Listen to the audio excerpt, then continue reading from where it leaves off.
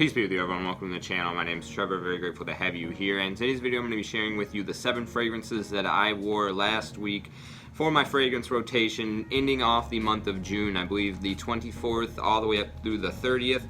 Was a little bit of a mixed bag in terms of weather. There were some days where it was rainy, overcast, a little bit cooler, more spring-like, and some days that were even a little bit autumnal. Kind of reminded me of those first mornings of the school year. Late August, early September, a little bit of that chill going on, especially when the cloud cover blocked the sun, but then when the sun came back out, it had that nice summery tone to it. Pretty good transitional weather, I want to say, and the picks that I had this week reflect that. So starting off with Monday was actually one of 2 of the hot scorching days that we still had here at the end of June, right around the 90-degree mark, and this is a citrus that I love reaching for in the high heat environment.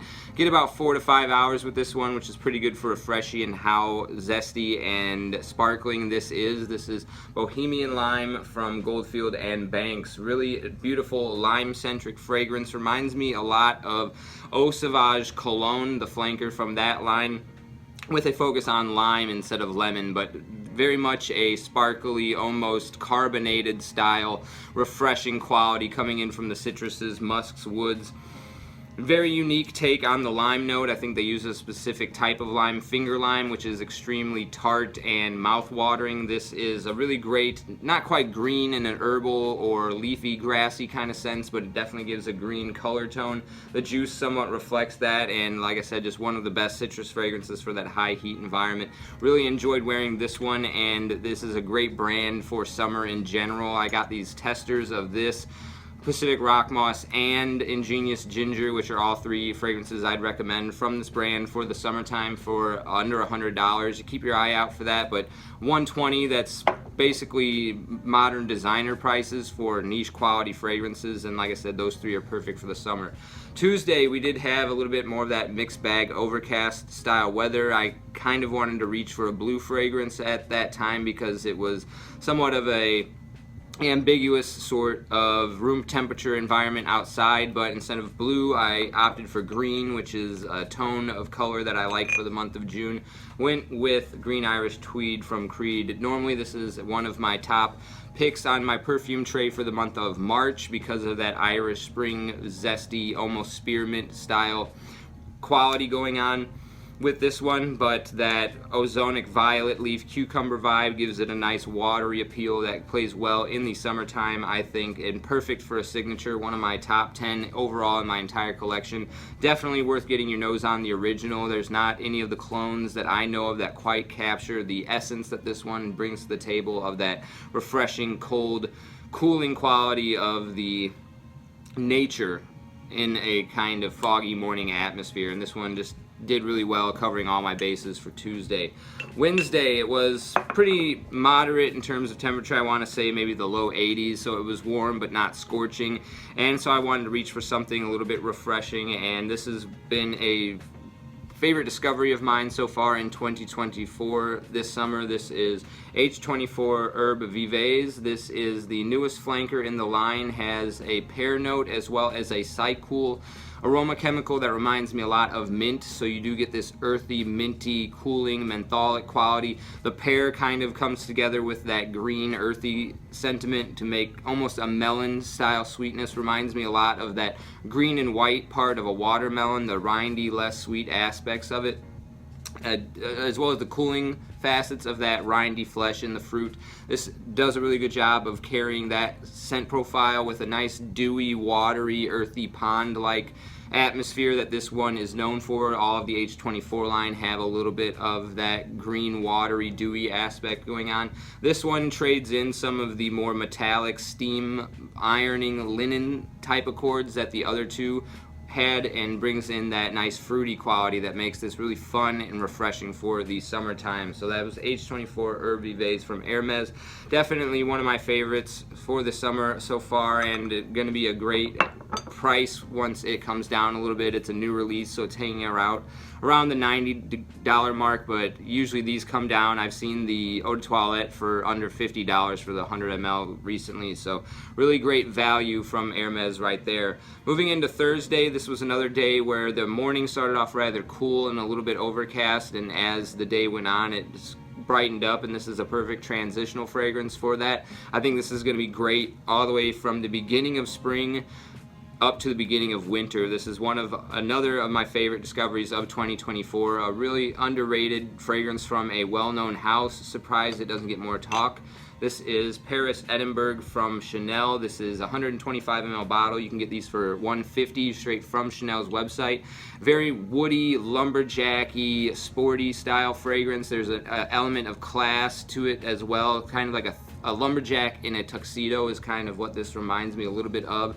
There's a beautiful powdery lavender that gives it this classical Victorian style aesthetic, but also this very rugged outdoorsy feeling, and juniper berry and cypress come together to give it a very cooling mentholic effect that do really well in being brisk for the high heat, and as well as some sparkling lemon and citruses in here that are quite refreshing and add little sparkles in terms of the color tonality that this fragrance has to offer. Green, purple, and flame-like colors, I think, is something that this reminds me of.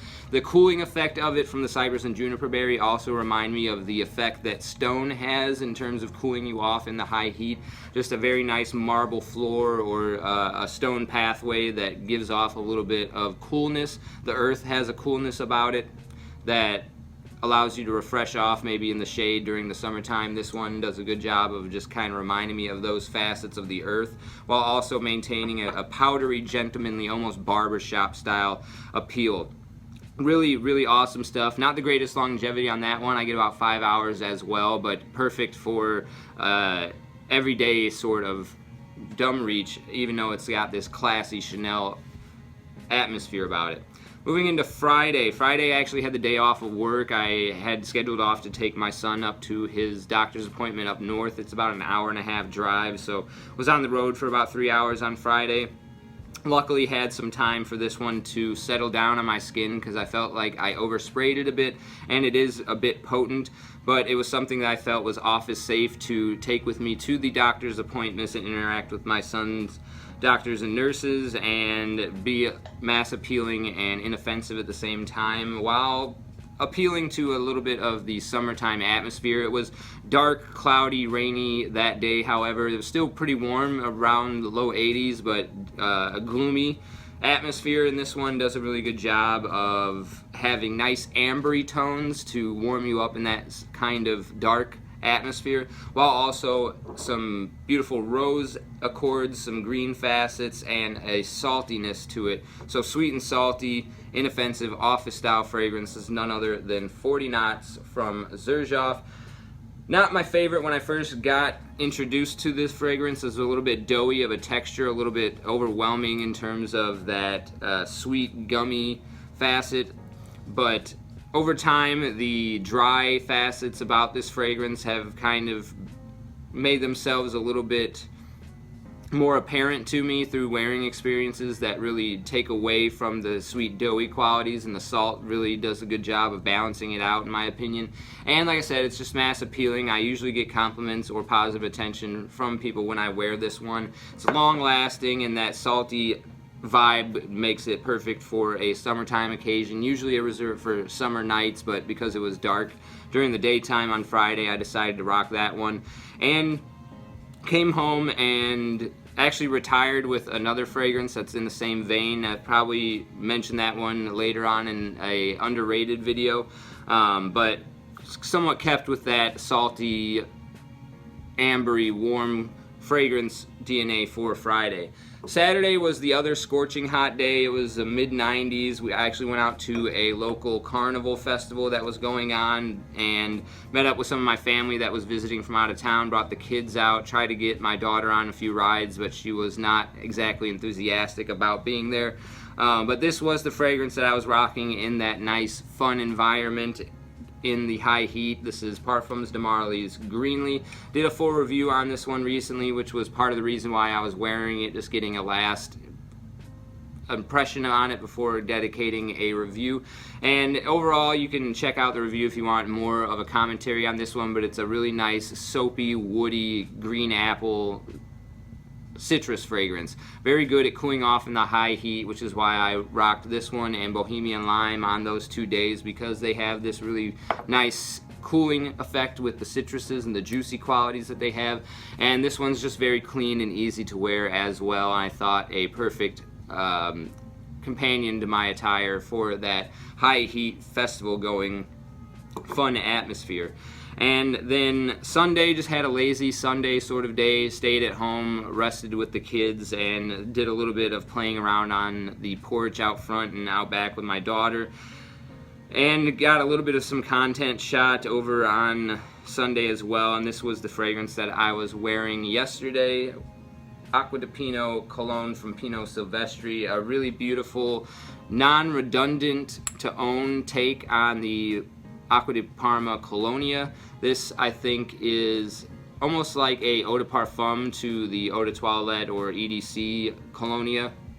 Kind of reminds me a little bit more of the Essenza flanker as well. This one not quite as green as that, but it does tame back the citrus qualities, and this is, at the end of the day, a nice powdery, almost barbershop-esque orange, like a powdery, sweet, candied orange with some barbershop, cleanly, soapy appeal. A really nice, some green herbal facets as well, and something that you can see that I have gotten quite a bit of enjoyment out of. Got a nice dent in there. This, I believe, is my second spring and summer season with this one in my collection. I plan on putting just as much of another dent in this one as the hot weather continues to roll in here this warm season, and was a perfect companion for a lazy Sunday kind of afternoon. Just easy to wear, easy to spray because of its affordability. You can get that one for under $20 and is in my top 10 cheapies for the summertime for sure. And that wraps up my weekly fragrance rotation. Let me know your rotation in the comment section down below, your experience with any of the fragrances mentioned in the video here today. And as always, I really appreciate you sticking with me to the end of the video. I'll see you in the next one. Take care.